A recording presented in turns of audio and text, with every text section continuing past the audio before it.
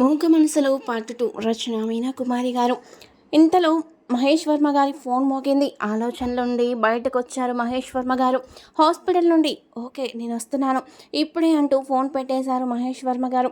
కూతురు తలనిమిరి ప్రేమగా చూస్తున్న మహేష్ గారు కూతురు మాటలు వింటూ ఉండిపోయారు. మురళి వచ్చేసారా అంటూ కలవరిస్తుంది మాన్విత.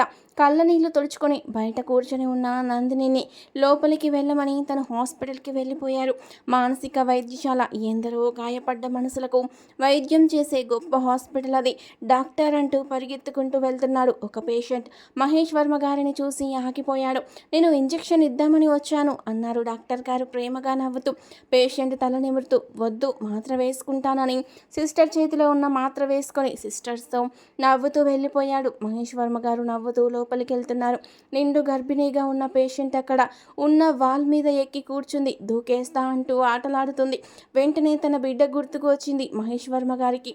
ఆ అమ్మాయి అక్కడే ఎక్కే వరకు ఏం చేస్తున్నారు అంటూ సిస్టర్స్ని కోపడ్డారు. కాంపౌండర్ పరిగెత్తుకొని వచ్చాడు.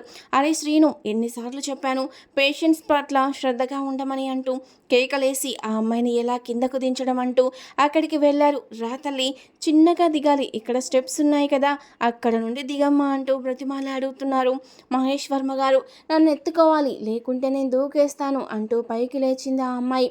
సార్, టెస్ట్ చేద్దామని వచ్చాను సార్, ఇంతలో ఇలా పరిగెత్తింది కంటికి కనబడనంత వేగంతో అంటూ చెప్పింది లేడీ డాక్టర్. స్టెప్స్ చిన్నగా ఎక్కుతున్నారు మహేష్ వర్మ గారు. ఆ అమ్మాయిని పట్టుకొని కిందకు దించాలని. రావద్దు, నేను రాను, నేను దూకేస్తానని చెప్తున్నా, రావద్దు అని చెప్పానా, కొడతా నిన్ను అంటూ మహేష్ వర్మ గారి మీదకు ఆ గోడ మీద ఉన్న రాయిని విసిరి కొట్టింది. చిన్న రాయి అయినా కూడా సూదంటు రాయి అవడం వలన గాయమయ్యింది డాక్టర్ గారికి. ఎలా అంటూ ఆలోచిస్తున్నారు. ఇంతలో డాక్టర్ గౌతమ్ నందా వచ్చారు. అంకుల్, మీరు కిందకు దిగండి, నేనున్నాను కదా అన్నాడు నవ్వుతూ. లాలీపాప్ కావాలంటే ఆ స్టెప్స్ మీద నుండి నువ్వు చిన్నగా దిగాలి, లేకుంటే ఇది నేను వేరొకరికి ఇచ్చేస్తాను అంటున్నాడు గౌతమ్ నందా. నాకే కావాలి అంటూ దూకబోయింది ఆ అమ్మాయి. నో, ఈ సైడ్ నుండి రావాలి అంటూ చేత్తో సైగ చేసి చూపించాడు గౌతమ్ నంద. చిన్నగా దిగుతూ వస్తున్నామెను సిస్టర్స్ పట్టుకున్నారు. వెంటనే లాలీపాప్ కావాలి అంటూ ఏడుస్తూ ఉంది ఆ అమ్మాయి. టెస్టులన్నీ చేసుకొని లేడీ డాక్టర్స్ వెళ్ళారు. 1 వీక్లో డెలివరీ డేట్ వస్తుంది సార్ అని చెప్పింది ఆ డాక్టర్. మహేష్ వర్మ గారికి తల మీద కట్టు కట్టారు. డాక్టర్, మీరు చేసినంతకాలం ఎంతో ఓర్పుగా చేశారు, ఇలాంటివి రిస్కులకు ఇక వెళ్ళకండి అన్నాడు గౌతమ్ నంద ప్రేమతో. గౌతమ్ నంద తన ఫ్రెండ్ ప్రభాకర్ కొడుకు. ఫ్లైట్ యాక్సిడెంట్లో తల్లిదండ్రులను పోగొట్టుకున్న ఇంటర్ చదువుతున్న గౌతమ్ నందను ప్రస్తుతానికి మానసిక వైద్య నిపుణుడిగా తీర్చిదిద్దారు మహేష్ వర్మ గారు. తల్లిదండ్రులను పోగొట్టుకున్న గౌతమ్ చాలా మైండ్ డిజార్డర్లోకి వెళ్ళిపోయాడు. అతనిని ఎంతో కష్టపడి బయటకు తీసుకొచ్చి చిన్నగా ఇంతటి వాడిని చేశారు మహేష్ వర్మ గారు. గౌతమ్ అంటే చాలా ఇష్టం మహేష్ గారికి. ఒకానొక సందర్భంలో తన కూతురుకు భర్తగా కూడా అనుకునేవారు గౌతమ్ నందను. కానీ గౌతమ్తో ఎప్పుడూ ఆ మాట ప్రస్తావించలేదు. పెళ్లి చేసుకోమని గౌతమ్తో అంటే ఒకరిని ప్రేమించాను అంటూ ఉంటాడు గౌతమ్. ఎవరు అని అడిగితే ఎప్పుడూ చెప్పలేదు. ఇప్పటికీ అలాగే పెళ్లి కాకుండా ఉన్నాడు గౌతమ్. ఈనాడు హాస్పిటల్లో పెద్ద పెద్ద డాక్టర్లు ఎందరున్నా మహేష్ వర్మ గారు తర్వాత స్థానం మాత్రం గౌతమ్ నందాదే అని అనుకుంటారు అందరూ. పేషెంట్స్ అందరినీ ఒక్కసారి చూసి వచ్చారు మహేష్ వర్మ గారు. గౌతమ్ యాంటీబయాటిక్ ఇంజెక్షన్ చేశారు మహేష్ వర్మ గారికి. తలలో స్టోన్ కొద్దిగా గుచ్చుకుంది. అందువలన ఈ మధ్య చాలా నీరసంగా ఉంటున్నారు డాక్టర్ గారు. ఎప్పుడూ లేదు, ఎలాంటి కష్టమైన కేసు అయినా కూడా ఇష్టంగా పేషెంట్లను జాగ్రత్తగా చూసుకుంటారు. ఇప్పుడే ఎందుకు ఇలా ఉంటున్నారు, ఎందుకు? మాన్విత ఇండియా వచ్చిందని తెలుసు, ఇంకా ఏమీ తెలియదు గౌతమ్కి. అంకుల్, ఎప్పుడూ లేనిది అలా డల్గా ఉన్నారెందుకు అని అడిగాడు గౌతమ్. ఏం లేదు గౌతమ్, మాన్విత వచ్చింది అంటూ కళ్ళు తుడుచుకున్నారు మహేష్ వర్మ గారు. సార్, ఏమైనా ఇబ్బందా? ఇష్టమైతే చెప్పండి అన్నాడు గౌతమ్. ఇబ్బంది ఏముంది గౌతమ్, నువ్వు మా ఇంట్లో ఒక మెంబర్ లాంటి వాడివి. నిజం చెప్తున్నాను, ఒకప్పుడు నేను నిన్ను అల్లుడిగా చేసుకోవాలనుకునేవాడిని. మహేష్ వర్మ గారి నోటి వెంట ఆ మాట విన్న గౌతమ్ కళ్ళల్లో నీళ్లు. నేను ప్రేమించింది కూడా మాన్వితనే సార్, కానీ మీ మనసులో ఆ ఉద్దేశం ఉందని నాకు తెలియదు. మాన్విత అమెరికా వెళ్ళకముందే ఆమెను గౌతమ్ ప్రేమించాడు. కానీ ఆ విషయం మహేష్ గారికి చెప్పలేకపోయాడు. ఒంటరి వాడైన తనని మళ్ళీ మనిషిని చేసి ఇంతటి వాడిని చేశారు అన్న కృతజ్ఞతాభావం వలన తన మనసులో మాట చెప్పలేక మూగవాడైపోయాడు. అప్పటి నుండి తన మనసు మూగబోయింది. కానీ సార్ చెప్పినట్లయితే నా మనసులో మాట చెప్పేవాణ్ణి అని బాధపడ్డాడు గౌతమ్. చెప్పండి సార్ అన్నాడు గౌతమ్. ఏముంది గౌతమ్, మురళి యాక్సిడెంట్లో మరణించాడు. మాన్విత ప్రెగ్నెంట్ అన్న విషయం భర్తకు చెప్పాలని ఫోన్ చేస్తూ భర్తతో మాట్లాడుతూ ఆనందంగా ఉన్నప్పుడే అంతటి ఘోరం జరిగింది. ఆ పెద్ద శబ్దానికి భయపడిపోయిందంట మాన్విత. మురళి మాట్లాడే ఫోన్ బయటపడిందంట. ఆ ఫోన్ వేరొకరు తీసుకొని జరిగిన విషయం చెప్పడంతో పెద్దగా అరుస్తూ పడిపోయిందంట మాన్విత. ఆమెకు ఇండియా చేరిన విషయం కూడా తెలియదు. మురళి వస్తారని అనుకుంటుంది తప్ప మురళి చనిపోయారు అన్న సంగతి ఆమెకు తెలియడం లేదు. ఏం చేయను, ఈ సమయంలో ఆమెకు సరైన ట్రీట్మెంట్ నేను ఇవ్వలేను. అలా అని మురళిని తేలేను. ఎంతోమందికి వైద్యం చేసిన ఈ చేతులు నా కూతురికి వైద్యం చేయాలి అనుకున్నప్పుడు వణికిపోతున్నాయి గౌతమ్ అంటూ ఎప్పుడూ ఎన్నడూ ధైర్యం కోల్పోని మహేష్ వర్మ గారు కంటతడి పెట్టారు. ఎప్పుడో నా భార్య చనిపోతూ నా కూతుర్ని నా చేతుల్లో పెట్టినప్పుడు ఏడ్చాను. మళ్ళీ ఇప్పుడే గౌతమ్ అంటూ బాధపడిపోతున్నారు మహేష్ వర్మ గారు. పిల్లల స్పెషలిస్ట్గా కోర్స్ చేసిన నా కూతురు ఈనాడు పసిపిల్లలా అయిపోయింది అంటూ బాధపడుతున్న మహేష్ వర్మ గారికి ఫ్రిడ్జ్లో నుండి ఫ్రూట్ జ్యూస్ తీసి తాగించాడు గౌతమ్. అంబికా నిలయంలో శాలిని మాన్విత రూమ్లోకి వెళ్ళింది. ఆమెకు జడ వేస్తుంది సిస్టర్ నందిని. కోపంగా చూస్తున్న శాలిని వైపు భయంగా చూసింది మాన్విత. నాకు భయం వేస్తుంది సిస్టర్, నాకు భయం వేస్తుంది, మురళిని పిలవండి వెంటనే అంటూ శాలినిని చూసి భయపడిపోతున్న మాన్వితను చూసి చిరాగ్గా మొహం పెట్టింది శాలిని. నేనేమన్నా భూతాన్నా దయ్యాన్నా అంటూ కోపంగా మాట్లాడింది శాలిని. అమ్మ అలా మాట్లాడకండి, ఆమె పసిపిల్లల మనస్తత్వంలో ఉంది. మీరు కోపంగా చూస్తే భయపడుతుంది, ప్రేమగా చూస్తే నవ్వుతుంది, అంతే, ఆమెకి ఏమీ తెలియదు అని నవ్వుతూ చెప్పింది సిస్టర్ నందిని. ఇంత వయసు వచ్చాక పసిపిల్లలా ఉందా ఏమిటో ఈ పిచ్చి అంటూ ఉన్నాం శాలినిని. అలా మాట్లాడకండమ్మా, మనం ఎంతో ప్రేమగా ఉంటే వారికి త్వరగా నయమైపోతుంది. భయం పెట్టిన బాధ పెట్టిన వ్యాధి ముదిరిపోతుందని చెప్పింది సిస్టర్ నందిని. ఆమె వద్దు, వెళ్ళమని చెప్పు సిస్టర్ అంటూ చిన్నపిల్లల నోట్లో వేలు వేసుకొని చెబుతుంది మాన్విత. పెద్ద న్యూసెన్స్ అయిపోతుంది కొంపలో అని తిట్టుకుంటూ వెళ్ళిపోయింది శాలిని. ఎవరికీ తీరుబడి ఉండడం లేదు. హాయిగా బయటికి వెళ్దామన్నా ఏమీ లేదు. ఈ మాయదారి గోల వలన నాకు కూడా మనశ్శాంతి లేకుండా పోయింది. నా పిల్లలు నేను కూడా పిచ్చి వాళ్ళలాగా ఇంట్లో పడుండాలి. ఈవిడ గారి అయ్యో సారీ, ఈ పాప అన్నకు ఎంత ప్రేమో ఇదంటే ఇక తండ్రికి చెప్పక్కర్లేదు అని తిట్టుకుంటూ వెళ్ళిపోయింది శాలిని. ఇంత వయసు వచ్చింది, ఏం మాట్లాడుతుందో తెలియడం లేదా ఆమెకు. ఇద్దరు బిడ్డలను కన్న తల్లి, అరే ఆడపడుచు ప్రెగ్నెంట్ అని జాలి కూడా లేదు. ఇంతలో కవిత భోజనం తెచ్చిచ్చింది. కవిత భోజనం విషయంలో జాగ్రత్త అని చెప్పింది సిస్టర్. నాకు తెలుసు సిస్టర్, ఈ ఇంట్లో నేను 20 ఏళ్ళుగా పనిచేస్తున్నాను. ఇప్పుడు తిట్టుకునే ఈ మహాతల్లి ఇంట్లోకి రావడానికి కారణం మాన్విత అమ్మాయి గారు. ఒకప్పుడు మాన్విత అమ్మ బంగారు తల్లిలా అలా నడుస్తుంటే ఒక దేవత కదిలో వచ్చిందా అన్నట్లు ఉండేది అంటూ కళ్ళనీళ్లు పెట్టుకుంది కవిత. సిస్టర్ నాకు ఇది తినాలని ఉంది అంది మామిడికాయ పచ్చడిని చూపి. ఎందుకు, కారంగా ఉంటుంది కదూ అన్నది అమాయకంగా మాన్విత. అయినా అలాంటివి తింటే ఇష్టం ఉండదు మురళి గారికి. ఆయనకు చాలా ఇష్టం అది. ఆయన తింటూ నాకు ఒక ముద్ద పెట్టేవారు. నా ఆరోగ్యం పట్ల ఎంత శ్రద్ధ మురళికి. మురళి తొందరగా వస్తారా అని అడిగింది మాన్విత కళ్ళనీళ్ళతో. తప్పకుండా వస్తారమ్మా, కాకపోతే నువ్వు నేను చెప్పినట్లు వినాలి తల్లి అంటూ గారాబంగా అన్నం తినిపించింది సిస్టర్. మీ నాన్నగారు ఎంతోమంది అభాగ్యులకు దేవుడిచ్చిన డాక్టర్ గారు. ఆయన బిడ్డ అయినా నీకు ఇటువంటి పరిస్థితి రావడం నిజంగా ఆశ్చర్యమే. ఇలాంటప్పుడే దేవుడున్నాడా అని అనిపిస్తుంది అని మనసులో అనుకుంటూ అన్నం తినిపిస్తుంది సిస్టర్ నందిని. వంకాయ కూరతో ఒక ముద్ద పెట్టింది నందిని. యాక్ అంటూ నందిని చేతిలో ఉమ్మేసింది మాన్విత. నీకు నచ్చకపోతే చెప్పమ్మా, ఇదిగో ఈ గిన్నెలో వేయాలి అని చెప్పింది నవ్వుతూ సిస్టర్. అలాగే సిస్టర్, మీకు కోపం వచ్చిందా అన్నది మాన్విత భయంగా. లేదమ్మా, కోపం ఎందుకు, నా బిడ్డ లాంటి దానివి నువ్వు అంటూ సంతోషంగా తలనిమిరింది నందిని. ఇంతలో మజ్జిగ తీసుకొచ్చింది కవిత. ఈమె నాకేమవుతుంది, నవ్వుతుంది అన్నది మాన్విత. ఆంటీ అవుతుందమ్మా, ఆంటీ అని పిలువు అంటూ నవ్వేసింది నందిని. కవిత వచ్చి మజ్జిగ తాగించింది మాన్వితతో. తన చీర కొంగుతో మాన్విత మూతి తుడిచింది. చాలా మంచిది కదూ సిస్టర్ ఆంటీ అని నవ్వింది మాన్విత. చాలా మంచిదమ్మా, మా బంగారు తల్లి, నీకెప్పుడు సరిగ్గా అవుతుందో అంటూ కళ్ళు తుడుచుకుంది కవిత. నాకు మజ్జిగ వద్దులే, నువ్వేడవద్దు అన్నది మాన్విత అమాయకంగా ముఖం పెట్టి. అందుకు కాదు మాన్విత, కంట్లో నలక పడిందంట అన్నది సిస్టర్ నవ్వుతూ. నలక అంటే ఎంత పెద్దగా ఉంటుంది సిస్టర్ అన్నది ఆశ్చర్యంగా మాన్విత. చాలా చిన్నగా ఉందమ్మా, వచ్చేసింది అంటూ నవ్వేసింది కళ్ళు మెదలకుండా తుడుచుకుని కవిత. డాడీ ఏరి, నేను నిద్రపోవాలి ఆయన ఒడిలో అన్నది మాన్విత. వస్తారు తల్లి అన్నది సిస్టర్ నందిని. ఇంతలో మహేష్ వర్మ గారు వచ్చారు. డాడీ ఏంటది అంటూ ఏడ్చేసింది మాన్విత. ఏంటమ్మా అన్నారు ఆశ్చర్యంగా మహేష్ వర్మ గారు. మాన్విత తండ్రిని చేరి తల మీద కట్టు చూపించింది భయంతో. సిస్టర్ కూడా ఆశ్చర్యంగా అలాగే చూసింది. ఓ ఇదా, బయట బాగా ఎండగా ఉందని కట్టుకున్నాను తల్లి అన్నారు మహేష్ వర్మ గారు. నాకు నిద్ర వస్తుంది, నేను పడుకుంటా అన్నది మాన్విత. పడుకో తల్లి అన్నారు మహేష్ వర్మ గారు. మీ ఒడిలో పడుకుంటాను అని చెప్పింది మాన్విత. మహేష్ వర్మ గారు తన కూతుర్ని ఒడిలో పడుకోబెట్టుకొని నిద్ర ముంచారు. చెల్లెలు గదిలోకి వచ్చాడు శ్రీనాథ్ వర్మ. తండ్రి ఒడిలో నిద్రిస్తున్న చెల్లెలి వైపు చూసి కళ్ళనీళ్లు పెట్టుకున్నాడు. ఎంత కళ్ళకలలాడుతూ ఉండేది. ఏమిటి పరిస్థితి, ఎందుకింత దారుణం తలపెట్టాడు భగవంతుడు. భర్త పోయినా తల్లి అవుతున్నా ఏమీ తెలియని పసిపాపలా ఉన్న మానవిత వైపు అలాగే చూస్తున్నాడు శ్రీనాథ్ వర్మ. అక్కడే కుర్చీ వేసుకొని కూర్చున్నాడు కాసేపు. అప్పుడే కాస్త మాగన్నుగా నిద్ర పట్టింది మహేష్ వర్మ గారికి. మెలకు వచ్చింది. కొడుకు వైపు చూశాడు. ఏ నాన్న ఇలా వచ్చావు అని అడిగారు నవ్వుతూ మహేష్ వర్మ గారు. నాన్నగారు, మాన్వి పరిస్థితి ఎలా ఉంది, తనకి ఎప్పుడు బాగవుతుంది అని అడిగాడు శ్రీనాథ్ వర్మ. చెప్పలేం శ్రీనాథ్, మైండ్కి షాక్ అనేది బాగానే తగిలింది.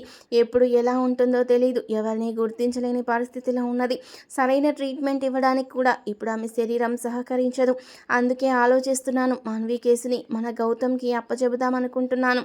నేను నా చేతితో ఒక ఇంజెక్షన్ కూడా చేయలేను నా బంగారు తల్లికి అంటూ నిద్రపోతున్న మాన్విత తల నిమురుతూ కళ్ళ నీళ్లు పెట్టుకున్నారు మహేష్ వర్మ గారు. వీడియో చూసే ముందు ప్లీజ్ అండి వీడియోకి తప్పకుండా ఒక లైక్ చేయండి ప్లీజ్. గౌతమ్ చాలా మంచివాడు డాడీ, తప్పకుండా అప్పగించవచ్చు. మీరు ఎక్కువ దిగులు పడకండి డాడీ, మీ ఆరోగ్యం కూడా ముఖ్యమే కదా అంటూ కళ్ళనీళ్లు పెట్టుకున్నాడు శ్రీనాథ్ వర్మ. మన ఇల్లు ఇలా అయిపోయిందేమిట్రా, ఒకప్పుడు నాకు ఈ వజ్రాన్ని చేతిలో పెట్టి మీ అమ్మ వెళ్ళిపోయింది. ఎంతో ప్రేమగా అనురాగంగా ఉన్న మన జీవితాలు అప్పుడే నరకంలోకి వెళ్ళాయి అంటున్న తండ్రి మాటకు అడ్డం వస్తూ మాకు ఏ లోటు లేకుండా పెంచారు డాడీ మీరు. మాకు న్యాయం చేశారు, మీ వృత్తికి న్యాయం చేశారు మీరు.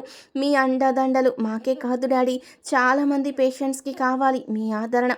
ఎప్పుడూ నవ్వుతూ నవ్విస్తూ ఉండే మీరు ఇలా డీలా పడకూడదు డాడీ. నేనెప్పుడూ చూడలేదు మిమ్మల్ని ఇలా. వచ్చింది కష్టమే, కానీ మీరు ఇలా ఉండకూడదు డాడీ అంటూ మహేష్ వర్మ గారి చేతులు పట్టుకొని కన్నీరైపోయాడు శ్రీనాథ్ వర్మ. లేదు నాన్న, మిమ్మల్ని అందరినీ బాధ పెట్టడం కాదురా, ఇక నేను ఇలా ఉండనులే అంటూ నవ్వారు మహేష్ వర్మ గారు. మనిషిని చూసి వెంటనే వాళ్ళ మనసులో విషయాల్ని కనిపెట్టేస్తారు మహేష్ వర్మ గారు. శ్రీనాథ్ వర్మ బాధపడుతున్నాడని గ్రహించారు. అందుకే అలా చిరునవ్వు నవ్వారు. ఇంతలో మాన్వితకు మెలకువ వచ్చింది. ఎదురుగా శ్రీనాథ్ మాన్వితనే చూస్తూ ఉన్నాడు. డాడీ అంటూ బిగ్గరగా అరిచింది మాన్విత. ఏమ్మా అంటూ ప్రేమగా అడిగారు మహేష్ వర్మ గారు. ఎవరో నాకు భయం వేస్తుంది అంటూ శ్రీనాథ్ వైపు చూస్తూ ఉండిపోయింది మాన్విత. మీ అన్నయ్య అమ్మ, నువ్వంటే ఎంతో ప్రేమ, అందుకే నవ్వుతూ చూస్తున్నాడు నీ వైపు అంటూ లేపి కూర్చోబెట్టారు మాన్వితను మహేష్ గారు. నేను చూడలేదుగా తన వైపు, నా వైపు ఎందుకు చూడాలి అన్నది మాన్విత. నీకు అన్నయ్య అమ్మ, అందుకే చూస్తున్నాడు ప్రేమగా అని చెప్పారు మహేష్ వర్మ గారు నిదానంగా. అన్నయ్య అయితే సరే అన్నది మాన్విత. డాడీకి నువ్వు ఇష్టం కదా, నువ్వంటే నాకు ఇష్టమేలే అందుకే అన్నది మాన్విత అమాయకంగా ముఖం పెట్టి. ఎలా ఉందిరా నీకు అంటూ తలని మురుతూ అడిగాడు శ్రీనాథ్ వర్మ. నాకు బాగానే ఉంది, కానీ మురళి వచ్చేస్తానన్నాడా అన్నది అయోమయంగా చూస్తూ మాన్విత. వచ్చేస్తానమ్మా, నువ్వు ఈ ఫ్రూట్ జ్యూస్ తాగు అంటూ తాగించాడు శ్రీనాథ్. చాలా బాగా ఉన్నాయి, కానీ నాకు ఏదోలాగా ఉన్నది అని పసిపాపలాగా ముఖం పెట్టి చెప్పింది మాన్విత. అయితే తాగకమ్మా అని చెప్పారు మహేష్ వర్మ గారు. అప్పటికే పెద్ద వాంతైపోయింది మాన్వితకు. మహేష్ వర్మ గారు బజర్ నొక్కగానే కవిత లోపలికి వచ్చింది. అక్కడంతా శుభ్రం చేసేసి బయటకు వెళ్ళిపోయింది. సిస్టర్ వచ్చింది మాన్విత డ్రెస్ మార్చాలని. సరే డాడీ అంటూ బయటకు వెళ్ళాడు శ్రీనాథ్. మహేష్ వర్మ గారు రాకింగ్ చైర్లో వెనక్కి వాలారు. లోపలికి తీసుకెళ్లి మాన్వితకు బట్టలు మార్చింది నందిని. ఆ డ్రెస్ వద్దు వద్దు అంటూ గోల చేసింది మాన్విత. సార్, పంజాబీ డ్రెస్సులు ఇష్టపడడం లేదు తను, నైటీ వేయమంటారా సార్ అని అడిగింది నందిని. తను ఏది వేసుకుంటానంటే అదే వేయమ్మా అని చెప్పారు మహేష్ వర్మ గారు. ఆశ్చర్యంగా ఉంది. చిన్నప్పుడు కూడా అలా టైట్గా ఉండే బట్టలు వేసుకునేది కాదు మాన్విత. చాలా పేచి పెట్టేసేది. అప్పుడొక అదృష్టం, పెద్ద నాన్నగారి అమ్మాయి తనకు అక్క వరుస అవుతుంది. చాలా పెద్ద వయసు కూడా. తన పిల్లలందరినీ కొన్నాళ్ళు సాకింది పాపం. శ్రీనాథ్ పనులు ఆమె చూసినా మాన్విత మాత్రం అన్ని పనులు తనతోనే చేయించుకునేది. ఎవరిని టచ్ చేయనిచ్చేది కాదు. చిన్నప్పుడు తన దగ్గరే పడుకుంటానని గోల. తను హాస్పిటల్ నుండి వచ్చే వరకు అలాగే ఉండిపోయేది. మొండిగట్టం, చాలా అల్లరి చేసేది. శ్రీనాథ్ చాలా బుద్ధిగా పెరిగాడు. మాన్వితను చిన్నతనంలో పెంచేది అక్క సుభద్ర. 3 ఏళ్ల వయసు వచ్చిన దగ్గర నుండి ఒకటే అల్లరి. డాడీ అది కావాలి, డాడీ ఇది కావాలి అంటూ హాస్పిటల్కి ఫోన్ చేసేది. అడిగింది తీసుకురావాలి, లేకుంటే అలుగుతుంది, అనుకున్నది సాధిస్తుంది. బుంగమూతి ముద్దుగా పెట్టుకొని ఈనాడు అదే రూపంలో కనిపిస్తుంది తన కూతురు తనకు. చిన్నపిల్ల అప్పుడు. 7 ఏళ్ల వాడైన శ్రీనాథ్ మాన్వితను ఎత్తుకునేవాడు అప్పుడప్పుడు. చెల్లెలు అంటే పంచ ప్రాణాలు వాడికి. అది అలుసుగా తీసుకొని తన మాట చెల్లించుకుంటూ ఆటలు పట్టించేది అన్నను మాన్విత ఎంతో అల్లరి చేసిన ఒక్క మాట అనేవాడు కాదు శ్రీనాథ్ వర్మ. సుభద్ర అక్కయ్య అదే చెప్పేది. నీ కొడుకు మాత్రం బుద్ధిమంతుడ్రా, కూతురు మాత్రం అల్లరి వసపిట్ట అంటూ చెప్పేది. నేనే కాదు, వీరంతా వసపిట్టలు అంటూ అరుస్తూ తిరిగేది. అల్లరి చేస్తూ మాన్విత ఇల్లంతా. ఇంత అందమైన అపురూపమైన అపరంజి బొమ్మను దాని అల్లరిని చూసుకోవడానికి లేకుండా వెళ్ళిపోయింది అంటూ భార్యను గుర్తు చేసుకొని బాధపడేవాడు మహేష్ గారు. టబ్లో కూర్చోబెట్టి స్నానం చేయించి రెడీ చేసేవాడు మహేష్ వర్మ. కూతురు మాన్వితను కొద్దిగా తెలిసాక ఎవరు చేయించినా స్నానం ఒప్పుకునేది కాదు మాన్విత. అందుకే మాన్విత పనులన్నీ మహేష్ వర్మ గారు చేసేవారు. తన స్కూల్లో వచ్చే పిల్లలు అమ్మ వాళ్ళని చూసి, అమ్మ నాకెందుకు లేదు డాడీ అని అడిగేది మాన్విత. లేదమ్మా, మీ అమ్మకు జబ్బు చేసి వెళ్ళిపోయింది అని చెప్పేవారు మహేష్ వర్మ. నువ్వు చాలా పెద్ద డాక్టర్ అని చెబుతున్నారుగా అందరూ, ఎందుకు బతికించలేదు నువ్వు మా అమ్మను అని ప్రశ్నించేది 4 ఏళ్ల మాన్విత గడుసుగా. లేదమ్మా, తలరాత అంటూ తల చూపించాడు మహేష్ వర్మ. ఇంతలో మాన్విత వచ్చి తండ్రి పక్కన కూర్చుంది. ఆలోచనల నుండి బయటకొచ్చాడు మహేష్ వర్మ. ఏంట్రా బంగారు తల్లి అంటూ అడిగారు మహేష్ వర్మ. నువ్వు ఎక్కడికి వెళ్ళకు డాడీ, నేను నీ దగ్గరే ఉంటాను అన్నది మాన్విత. నేను ఎక్కడికి వెళ్తానురా, మరి హాస్పిటల్లో చాలామంది చిన్నపిల్లలు ఉన్నారు, వారికి నేను ఇంజెక్షన్ చేసి రావాలి కదా అన్నారు మహేష్ వర్మ గారు. అమ్మో, చిన్నపిల్లలకు ఇంజెక్షన్ ఎందుకు, టాబ్లెట్స్ ఇవ్వాలి కానీ అన్నది మాన్విత భయంగా మొహం పెట్టి. శ్రీనాథ్ భోజనం చేసి లోపలికి వెళ్ళి పడుకున్నాడు. మా తమ్ముడు కొడుక్కి పుట్టినరోజు ఫంక్షన్ వెళ్ళాలి మనం అన్నది శాలిని. నేను రాలేను, నువ్వు వెళ్ళరా అన్నాడు శ్రీనాథ్. 1 రోజులోనే వచ్చేద్దాం రండి అన్నది శాలిని. నా మనసు ఏమీ బాగోలేదు శాలిని, దయచేసి ఈసారికి నువ్వు వెళ్ళిరా అని చెప్పాడు శ్రీనాథ్ వర్మ. ఏమొచ్చింది, అందరూ బాగానే ఉన్నాంగా, ఎవరో చచ్చినట్లు ఎందుకు ఈ దిగులు, మా బాబాయ్ గారి అబ్బాయిని చేసుకోమంటే చదువుకని వెళ్ళి అక్కడ ఒకరిని ప్రేమించింది, తగుదునమ్మా అని అతన్ని పెళ్ళాడింది. ఇలా జరిగింది దానికి ఎవరేం చేస్తారు, అందుకని ఇక ఇంట్లో ఎవరు ఫంక్షన్లకు వెళ్ళడం, సంతోషంగా ఉండడం చేయకూడదా అన్నది శాలిని కోపంగా. మాన్విత విషయంలో మాట్లాడే అర్హత మనకు లేదు, అది మా నాన్నగారి ఇష్టం అన్నాడు శ్రీనాథ్ వర్మ కోపంగా. ఇష్టాలు మీ నాన్నగారివే, కానీ కష్టాలు నాకు కూడా చుట్టుకుంటున్నాయి కదా. నిన్నటికి నిన్న ఆదివారం పిల్లలు బయటకు వెళ్దామా అమ్మ అన్నా కూడా బయటకు వెళ్ళే పరిస్థితి లేదు. ఇల్లంతా ఆడుతూ పాడుతూ ఆనందంగా తిరిగే పిల్లలు ఇంటి వాతావరణానికి బెంబేలెత్తినట్లయిపోయారు. తల్లిగా నా బాధ నాకు ఉంటుందిగా అన్నది శాలిని కోపంగా. ఆ తల్లి మనసు నీకుంటే మాన్విత పట్ల ఇలా అమానుషంగా ప్రవర్తించవన్న అన్నాడు శ్రీనాథ్ వర్మ.